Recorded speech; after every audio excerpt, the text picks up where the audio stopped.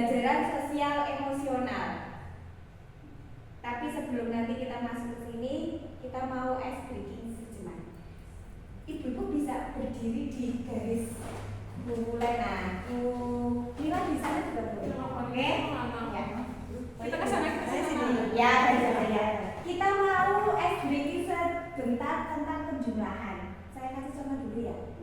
1 ditambah 1 sama dengan 2. 2 ditambah 2 sama dengan 4.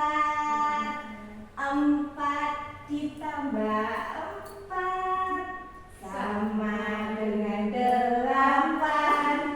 8 ditambah 8 sama dengan 16. Ya, pelan terus ada banter ya. Oke, 1, 2, 3 kita mulai. 1 ditambah 1 sama dengan 2. 2 ditambah 2 sama dengan 4. 4 ditambah 4 sama dengan 8. 8 ditambah 8 sama dengan 16. Bisa lebih cepat? Oke, lebih cepat lagi, sekali lagi. 1, 2, 3. 1 ditambah 1 sama dengan 2. 2 ditambah 2 sama dengan 4. 4 ditambah 4 sama dengan 8. 8 ditambah 8 sama dengan 16.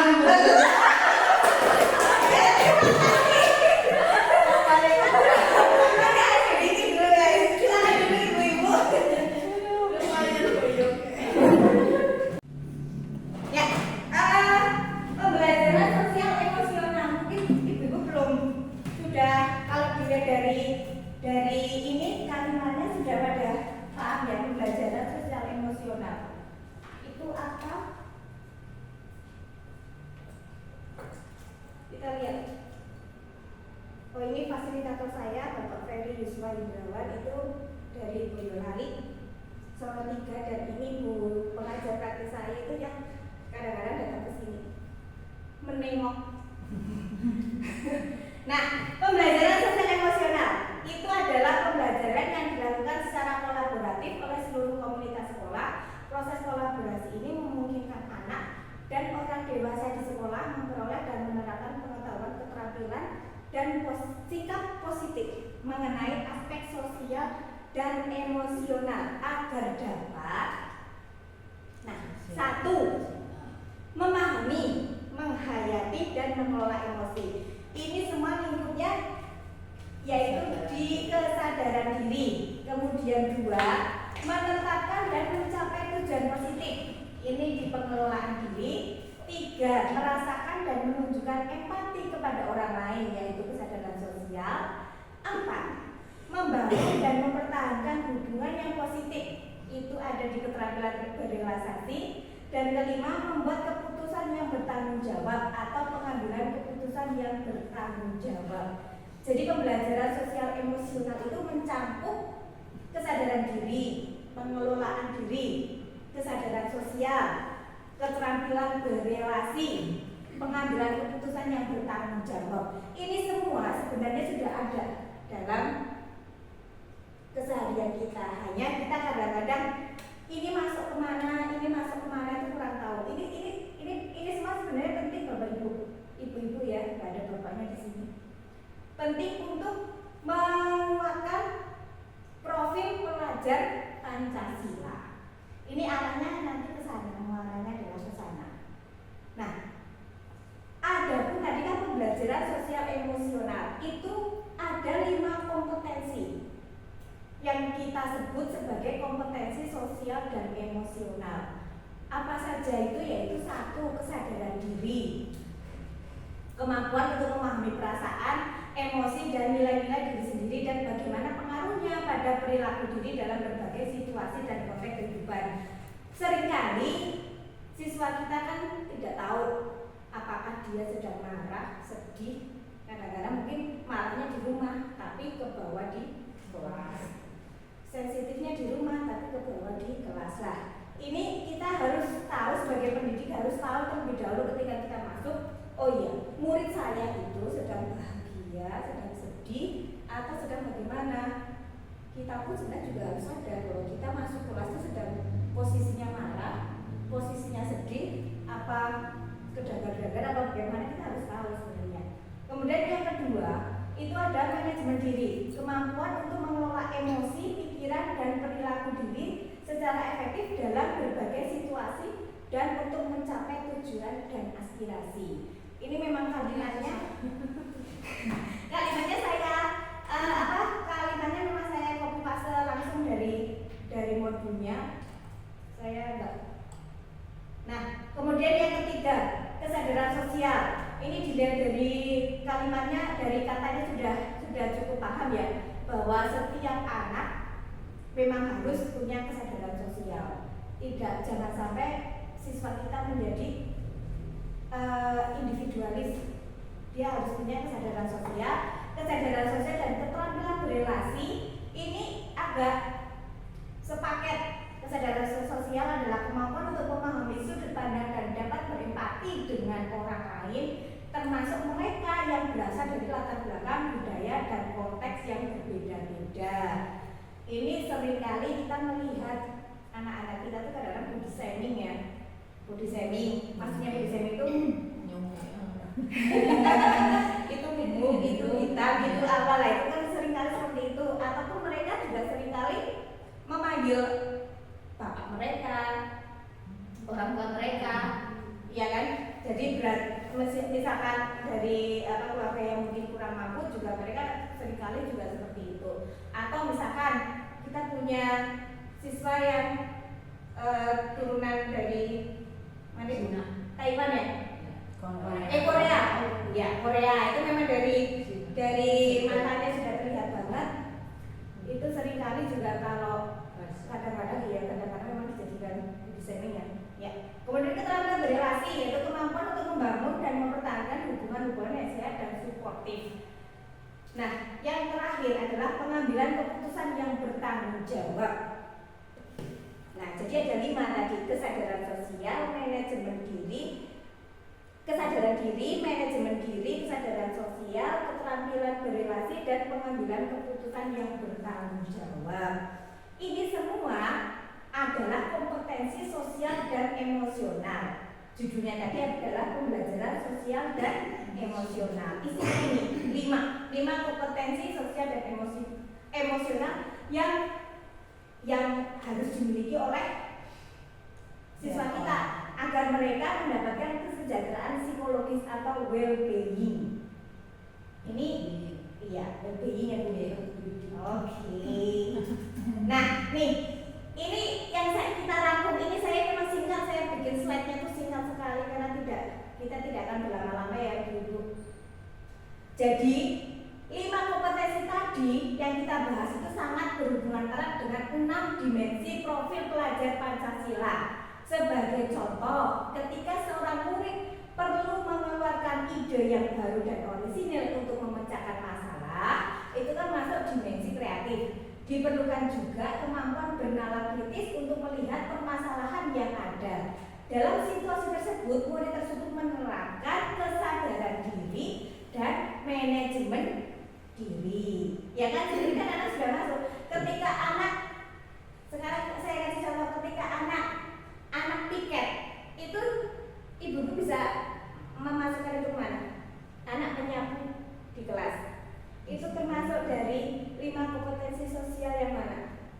Di sebelah. 5 kompetensi sosial. Iya, 5 kompetensi sosial adalah bisa bertanggung jawab, kesadaran sosial, keterampilan berrelasi, kesadaran diri, manajemen diri. Kesadaran diri. Iya, kesadaran diri masuk. Iya. Kemudian ketika anak berdoa,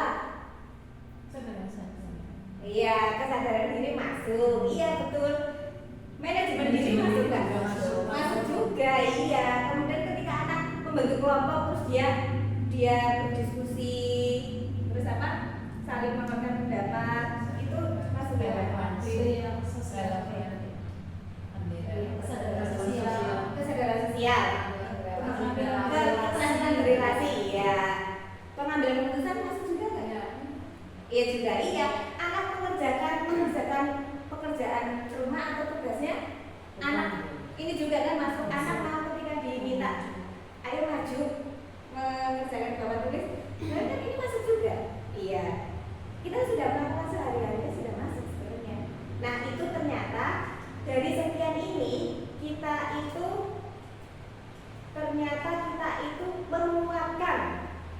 menguatkan dari dimensi profil pelajar Pancasila. Jadi tidak usah terlalu kemana-mana, kita sudah melakukannya. 6 dimensi profil pelajar Pancasila juga kalau kita kan ada dimensi gotong royong, berkebinekaan global. Nah itu lebih sederhananya bisa disebut menjadi kompetensi sosial dan emosional. Ya, masuk di dalamnya seperti itu. Ya, pahamnya berarti ya. Terima kasih. Nah, nih dari 5 tadi itu ada satu yang menjadi penguatan untuk bisa menjadi kesadaran diri, manajemen diri, keterampilan berrelasi, terus apa? Pengambilan keputusan yang bertanggung jawab, dan kemudian kesadaran sosial. Ini ada satu yang dicontohkan yaitu dengan teknik stop. Teknik stop ini bisa dilakukan di mana saja, kapan saja tanpa membutuhkan peralatan. Untuk apa sebenarnya? Ini untuk menyadarkan atau memfokuskan. Misalkan anak lagi kemana-mana pikirannya, fokuskan dulu. Anak misalkan terlalu aktif, rame atau baliknya rame, kita fokuskan dulu mereka dengan teknik stop. Teknik stop ini lebih, kalau bahasa sederhananya adalah meditasi secara sederhana. Nah nanti kita akan praktik ini. Teknik stop ini,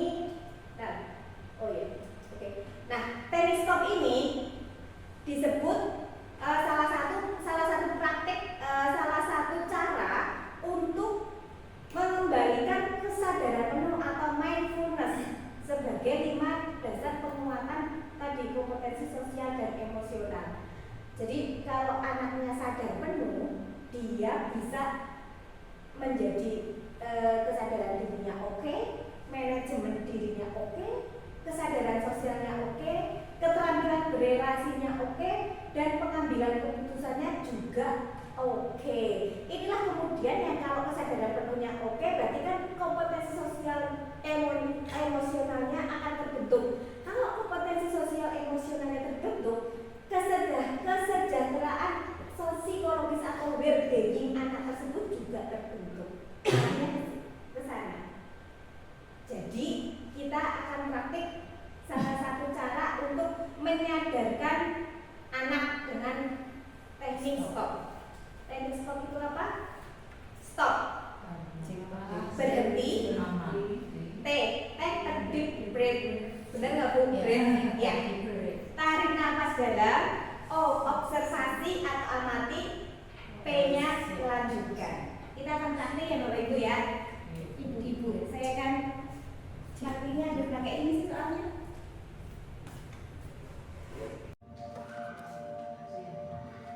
Ya, oke, relaxkan, duduk ibu-ibu sekalian. Jelek ya Bu? Bila mana? Kamu lagi bersedih.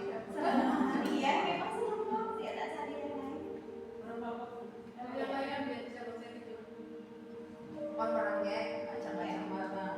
Hentikan apa yang ibu-ibu lakukan. Lalu ambillah posisi yang nyaman sesuai kondisi. Duduklah dengan posisi tegak, tidak membungkuk, namun tetap rileks. Rileks bahu kanan dan kiri. Letakkan kedua belah tangan pada paha. Lemaskan jari-jari tangan.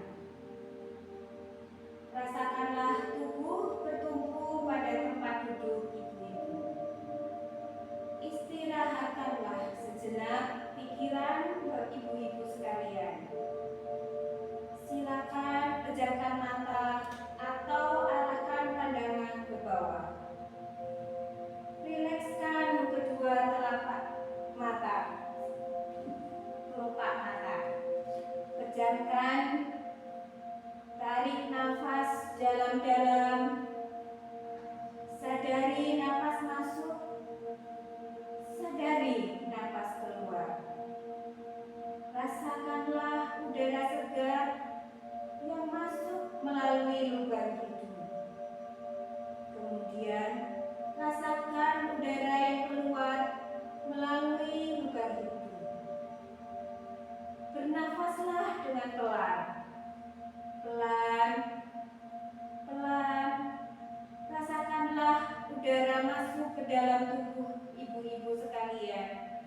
Rasakanlah oksigen masuk ke dalam tubuh ibu-ibu, ke dalam jantung, ke dalam pikiran, ke dalam kepala. Kemudian hembuskanlah pelan-pelan juga. Hembuskan dan rasakanlah napas dari ibu-ibu. Amati napas yang lebih tenang dan pelan. Amatilah dan rasakanlah perasaan ibu-ibu saat ini. Amatilah pikiran dan perasaan ibu-ibu saat ini. Tarik napas kembali pelan. Keluarkan juga dengan pelan. Rasakanlah tubuh Anda rileks. Rileks, rileks dan ringan. Tarik napas sekali lagi. Hembuskanlah dengan pelan. Sekali lagi tarik nafas. Hembuskanlah dengan pelan. Ya, ibu boleh membuka matanya. Dan teknik stop ini selesai. Apa yang ibu rasakan? Ngantuk.